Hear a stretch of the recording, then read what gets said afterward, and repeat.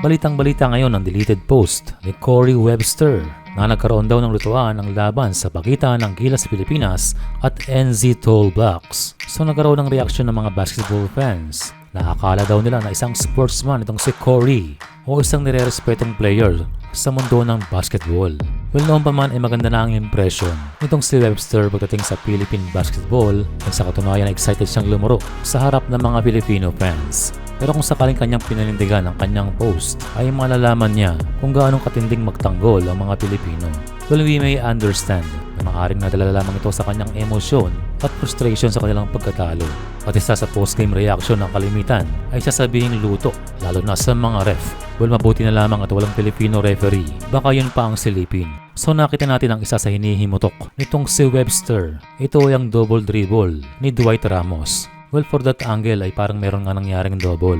Pero sa harap mismo yan ng referee na sa magkakaibang anggulo. Pero walang pito na kiniklaim ng New Zealand legend. Well, maring hindi naman nahawakan ni Dwight ang bola. Pero kung sakaling double nga ito, ay sisilipin mismo ito ni Webster. Pero for the overall game ay hindi naman madami ang officiating. Katulad ng 2015 FIBA Asia Cup Finals sa China. We lost and we are claiming na mayroong luto.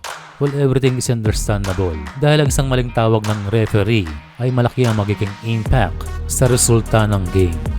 Pero merong isang pagkakataon na hindi tinawagan ng referee at hindi pabor sa Gilas at hindi pwedeng i-challenge ang tawag. Ito yung veteran move at gulang ni Webster over Scottie Thompson na si Webster mismo ang mila ng kamay nito para matawagan ng foul. Well, sa ngayon ang mahalaga tayo ay panalo. Still a convincing win and the good thing for Gilas ay ating na-overcome ang pagpapola ng tres nitong New Zealand. Bagay na nagsasabi that now ay we can compete against the Tall Blacks.